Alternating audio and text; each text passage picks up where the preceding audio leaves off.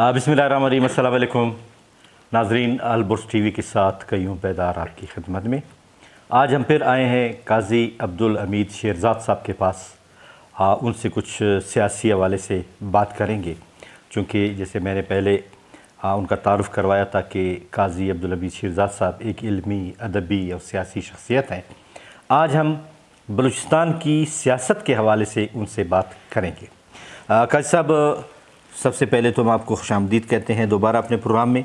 मेहरबानी। और दूसरी बात ये कि आप एक आलिम दीन हैं, इल्म अदब के हवाले से आपका एक बड़ा नाम है और आपने काफ़ी अरसा आलिम दीन की हैसियत से, बल्कि अब भी आप एक आलिम दीन की हैसियत से अपनी खिदमत सर अंजाम दे रहे हैं।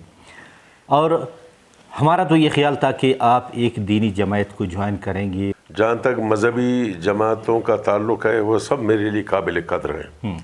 मेरे असातिज़ा इकराम जितने भी रहे हैं दीनी उलूम के पेश नज़र सब इन्हीं से सियासी जमातों में हिस्सादार हैं, इनके बानी हैं, इनमें हिस्सा ले रहे हैं। मैं समझता हूँ कि कौम परस्ताना सियासत में जहाँ तक मेरा ताल्लुक़ रहा है, बैसत एक आम खोता इल्म के पेश नज़र मजहबी खिदमत मेरी अब भी है। इस वक्त भी मैं अपने महल्ले में जो मस्जिदें, जब मैंने यहाँ घर बनाया या मस्जिद नहीं थी, मैंने मस्जिद की तामीर की दोस्तों की मदद से, और यहाँ खासी बिरादरान हैं, इन्होंने एक टुकड़ा में कोने पे दीवारों के दिखाया। आपने देखा भी सामने है, सामने मस्जिद है। ये मस्जिद की तामीर की निगरानी मेरे बेटों ने ख़ुद की है। तो मजहबी लिहाज से अल्हम्दुलिल्लाह हम मुसलमान हैं, हमारा ईमान है। और इसके अलावा जहाँ तक कौम परस्ताना सियासत या कौम परस्ताना ज़िंदगी का ताल्लुक़ है, इसमें और मजहबी मामलात में मज़हब ने आज तक किसी कौम परस्त या कौमी जमात या कौम परस्ताना जमात की कोई मुखालिफत नहीं की। और कौम परस्त जितने भी हमारे हैं उन्होंने आज तक मजहबी जमातों की कोई मुखालिफत नहीं की। इसमें मैं आपको मिसालें दे दूँ, आपकी भी अच्छी खासी माशाअल्लाह उम्र गुजरी है। 1970 के जब इलेक्शन हो गए, जमीयतुल उलमा इस्लाम और नैब ने मिलकर बलोचिस्तान और सरहद में गवर्नमेंट की। जी बिल्कुल। वो कौम परस्ताना लोग और यहाँ से मजहबी लोग। मैं समझता हूँ कि अपने अफराद, अपने लोग, अपने कौम के लोगों को की खिदमत का बेहतरीन ज़रिया मैं ये समझता हूँ कि कौम परस्ताना ज़िंदगी है। लेकिन अब यहाँ पर देखते हैं कि बलूचिस्तान के हवाले से जो कौम परस्त पार्टियाँ हैं, पहले वो नैब की सूरत में यकजाती जमीयत भी उनके साथ था। जब उनकी नैब की हुकूमत ख़त्म की गई तो जमीयत ने, मौलाना मुफ्ती महमूद नियाज़ ख़ुद अपनी काबीना तोड़ दी और इस्तीफ़ा दे दिया और गवर्नमेंट से अलग हो गए, एहतजाजन दे दिया। एहतजाजन। उसके बाद एक तहरीक चली, उस तहरीक में आपने भी अपना हिस्सा डाला। वजूहत क्या थी कि ये क्यों इस तरह हुआ? साहब, इस तरह वो इसलिए हुआ कि मरकज़ी गवर्नमेंट की ये कोशिश थी कि किसी न किसी तरीके से एक कौम परस्ताना सरदार अताउल्लाह मेंगल जो वज़ीर आला थे उस ज़माना, मीर गौज़ बिजंजौ थे, सरहद में मुफ्ती महमूद और जमीयत के वज़ीर आला और नैब के वहाँ गवर्नर थे अरबाब सिकंदर साहब थे। बुनियादी बात यह है कि जहाँ तक ये शिकस्त और रेख्त का ताल्लुक़ है, सियासत में बातें होती रहती हैं हमेशा। कल का दोस्त आज का मुखालिफ, आज का दोस्त कल का मुखालिफ, ये सियासत में इस सिलसिले चलते रहते हैं। लेकिन जहाँ तक कि ये शिकस्त और रेख्त उस वक्त कि इज्तिमाई इनकी बहुत बड़ी क़ुव्वत थी। 70 के बाद आहिस्ता आहिस्ता शिकस्त और रेख्त हमारी कौम परस्त पार्टियों में भी आ गया। जैसे कि अभी यहाँ इस वक्त आपको एक ही नैब के जो शाखें थी, अभी इस वक्त देखे जाए, चाहे वो आप इसको BNP के नाम पे ले लें, नेशनल पार्टी के नाम पे ले लें, किसी और नेशनल या पश्तूनख्वा नैब के नाम के ले लें, मैं ये समझता हूँ कि इन सब को अब भी अपने हुकूक की हिफाजत के लिए एक पॉइंट पे जद्दोजहद करना पड़ेगा कि सिर्फ हम बलूचिस्तान के लोगों को बलूचिस्तान के हुकूक दिलवाएंगे। وہ کس طرح میں پھر عرض کروں گا، پاکستان کے حدود میں رہ کر، حدود سے باہر نہیں، پاکستان کے حدود میں رہ کر یہاں جدوجہد نیب جیسی ایک قوت کی ہمیں ضرورت ہے۔ ابھی ان سب کو چاہیے کہ وہ ایک ایسے پلیٹ فارم پہ آ جائیں، موقع سے کام لیں۔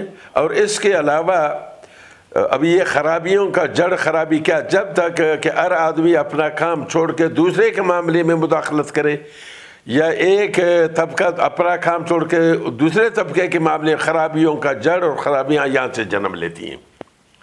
تو یہ جو سلسلے چل رہے ہیں، جہاں تک یہ میں کسی سیاسی جماعت کا، اس وقت میرا تعلق کسی سیاسی جماعت سے نہیں ہے، میری سیاسی جماعت بلوچستان کی اس وقت سرزمین ہے۔ اچھا قاضی صاحب، ہم دیکھتے ہیں کہ اس زمانے میں ذوالفقار علی بھٹو کی حکومت تھی اور انہوں نے 73 کا آئین بھی بنایا۔ اس آئین میں میر غوث بخش بیزنجو کے دستخط بھی ہیں، جمیعہ مولانا مفتی محمود کے بھی ہیں، سارے انہوں نے دستخط کی۔ لیکن چند عرصے کے بعد ذوالفقار علی بھٹو نے خود ہی اپنا آئین توڑ دیا، ان کی حکومتیں ختم کی۔ بالکل صحیح کہہ رہے ہیں آپ کی بات درست ہے، میں آپ سے 100% اتفاق کرتا ہوں۔ مسٹر ذوالفقار علی بھٹو صاحب کا جہاں تک تعلق ہے، دیکھیے جی، سب سے پہلی بات یہ تھی کہ اگر آپ حقائق کو دیکھا جائیں، حقائق یہ ہیں کہ اصل میں جیت، اصل میں فوقیت مغربی پاکستان کی تھی۔ جی، اس کو اس وقت مغربی نہیں، مشرقی پاکستان جو موجودہ بنگال ہے، شیخ مجیب الرحمان صاحب تھے۔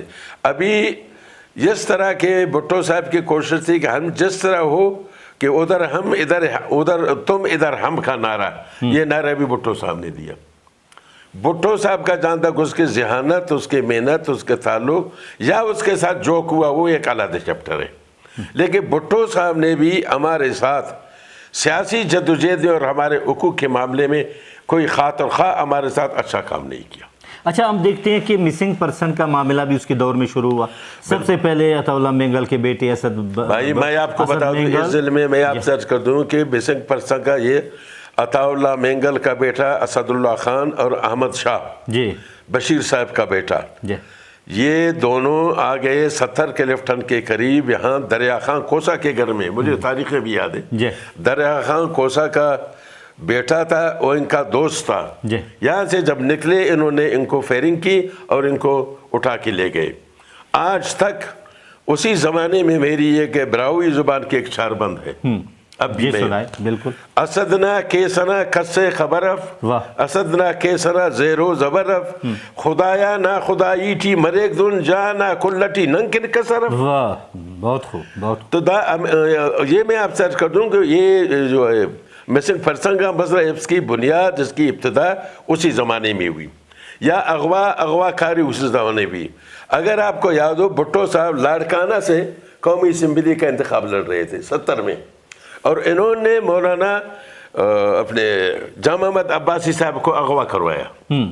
4 دن کے بعد ان کی رہائی ہو گئی۔ صاحب یہ اغوا، یہ مسنگ پرسن، یہ سارے کا سلسلہ اسی زمانے میں رہا ہے بھائی، آج کی بات یہ نہیں۔ پہلے جو 10 روپے میں کم تھا، ابھی سارے کا سارا چل رہا ہے زندگی۔ ابھی یہ مسئلہ کیسے حل ہوگا کہ آج مارنگ بھی نکلی ہے، خواتین بھی نکلی ہے؟ اس مسئلے کا حل، واحد حل یہ ہے کہ اگر کسی کے خلاف کوئی کیسز ہیں واقعی، ان کو عدالتوں میں پیش کیا جائے۔ اگر ایسی بات نہیں ہے تو ان کو چھوڑ دیا جائے۔ یہ کہ آپ بھائی پہلے مرغی چور، بکری چور تو ہم نے سنا تھا، یہ انسانوں کا چور ہم لوگوں نے زندگی میں نہیں سنا کہ انسانوں کو آپ غائب کر دیں سر 6 سال، 5 سال، 8 سال، 10 سال۔ بھائی ارے کہ ہر کسی کے دل میں بیدار صاحب دل ہے، ہر بیٹے کے اولاد ہیں، ماں باپ کے اولاد ہیں، بیٹوں کے ماں باپ ہیں، ان پر کیا گزرے گی صاحب؟ ان کا واحد حل یہی ہے کہ اگر کسی کیسز ہیں وہ ان کو عدالتوں پہ پیش کیا، نہیں تو یہ سلسلہ بند کیا جائے۔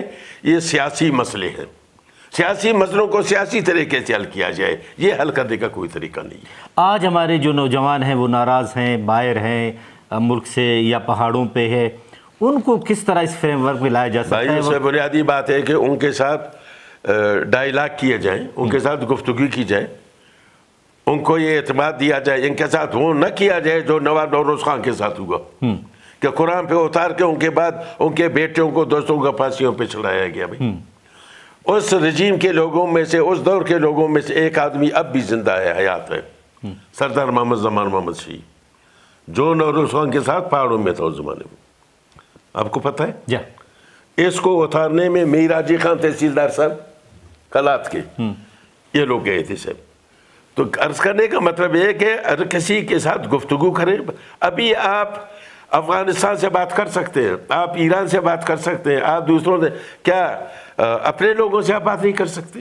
کیا اپنے لوگ اس بات کے لیے تیار ہیں یا ایسے لوگ ہیں جو بیچ میں پڑ جائیں؟ نہیں، ایسے لوگوں کو ان کو دیکھیں نہیں، باقی معاملات میں آپ لوگ تیار کر لیتے ہیں، اس معاملے میں آپ کو کیا اتنے بڑے بلوچستان میں آپ کو 10 20 40 آدمی نہیں ملیں گے؟ بالکل ملیں گے۔ اس معاملے میں تو اسلم ریسانی اور ڈاکٹر مالک صاحب گئے تھے اور خان کلات سے بھی ملے تھے، وہ مسئلہ اور بلکہ ڈاکٹر مالک صاحب تو کافی دور تک گیا بیچارے، برآمدہ کو اگروں سے بھی ملاقات کی۔ جی اوپر کے طبقے نے پہلے ان کو رستہ دیا کہ جاؤ بات کرو، بعد میں مکر گئے باتوں سے، اس بنیاد پہ ناکام ہو گیا۔ اب بھی اس کا حال یہی ہے کہ ان سے گفتگو کی جائے۔ گفتگو دیکھیں نا، آپ جنگ مسئلوں کا حل نہیں ہے، لڑائی مسئلوں کا حل نہیں ہے۔ آپ خون کو پانی سے دھو سکتے ہیں، خون کو خون سے کبھی نہیں دھو سکتے، یہ آپ کے ذہن میں رہے۔ تو جب تک ان بڑے لچا نواب اسلم کے شکل میں ہو، یا محمود خان اچکزی کے شکل میں ہو، یا کسی اور دوست کے شکل میں ہو، یا ایمل ولی کے شکل میں ہو، جو دیکھیں جی، اچھی چیز آپ کو جان سے آتا ہے، آپ سے چوز کر کے لے لیتے ہو۔ ایک اس کے علاوہ، جیسے کہ میں پھر آپ کے یہاں خرچ کر دوں کہ جو لوگ کہتے ہیں کہ یہ فلانا اچھا ہے، فلانا، اس سب کو آپ چھوڑ دیں، سب کے ساتھ مل بیٹھ کے ڈائیلاگ کریں، گفتگو کریں، ان کے آئینی حقوق ان کو دے دیں۔ آئینی حقوق اگر آپ ان کو دے دیں گے، کوئی کسی سے نہیں لڑے گا بھائی۔ یہ سب معرومیت کی لڑائی چل رہی ہے جی، لوگ حقوق سے معروم ہیں، ہر حساب سے لوگوں کو معروم رکھا جا رہا ہے۔ اس بنیاد پہ جب تک لوگوں سے گفتگو کی جائے، ایک ٹیم تشکیل دے دی جائے۔ ابھی خان کلات نے کیا جرم کیا ہے آپ بتائیں؟ کچھ نہیں کیا، وہ اس وقت ملک سے باہر جا کے بیٹھا ہوا ہے۔ بھائی کسی کوئی طریقہ کر کے خان کلات سے بھی بات کریں، دیگر جو نوجوان ملک سے باہر ہیں ان سے بھی بات کریں، یا جو ملک کے اندر یہاں رہتے ہیں، آپ کے اور ان کے روزانہ ایک دوسرے کے سلسلے چل رہے ہیں کینچا تانی کے، ان سب کا حل یہی ہے کہ محض سیاسی گفتگو اور سیاسی ڈائیلاگ سے مسائل حل ہو سکتے ہیں، زور کسی مسئلے کا حل نہیں ہے۔ آج بلوچ پارٹیاں الگ الگ ہیں، جیسے کہ آپ نے کہا کہ الگ الگ پارٹیاں ہیں، نیب والی وہ اتحاد نہیں ہے کہ بلوچ پشتون اکٹھے تھے، یہ کیسے ایک اکٹھے ہو سکتے ہیں اور ایک ہی پلیٹ فارم پہ جدوجہد کر سکتے ہیں؟ کر سکتے ہیں، اس کا کوئی مسئلہ نہیں کہ اپنے ذاتی انا کو چھوڑ دیں، ذاتی انا کو چھوڑ دیں، اور صرف ان کا مقصد ہو بلوچستان کی سرزمین اور یہاں رہنے والوں کی حقوق۔ یہ بھی میں آپ کو بتاؤں، یہاں چاہے ہزارہ رہتا ہے، سندھی رہتا ہے، سرائکی رہتا ہے، پشتون رہتا ہے، بلوچ رہتا ہے، جو بھی رہتا ہے، جو بلوچستان کے سود و زیام میں ہمارے ساتھ شریک ہیں، وہ سب ہمارے بھائی ہیں بھائی، یہ آپ کو میں بتا دوں۔ ان سب کو مل کے آپ نیب کی طرح بنا سکتے ہیں، بشرطے کہ یہ ذاتی انا اس کو دل سے نکال دیا جائے اور اسے چھوڑ دیا جائے۔ قاضی صاحب بہت بہت شکریہ۔ ناظرین، آپ نے قاضی عبدالحمید شیرزاد صاحب کی یہ باتیں سنی۔ ان کا کہنا ہے کہ ذاتی انات کو دل سے نکال کر خلوص نیت سے ڈائلاگ شروع کیے جائیں، چاہے بیرون ملک بیٹھے ہوئے بلوچستان کے لوگ ہیں یا پہاڑوں پہ نوجوان ہیں، ان کے ساتھ اس کے لیے ایک ٹیم بنانی چاہیے، اور خلوص نیت سے اگر ان کے ساتھ ڈائلاگ کیے جائیں تو یہ مسئلہ حل ہو سکتا ہے۔ قیوم بیدار کو اجازت دیجیے، اللہ حافظ۔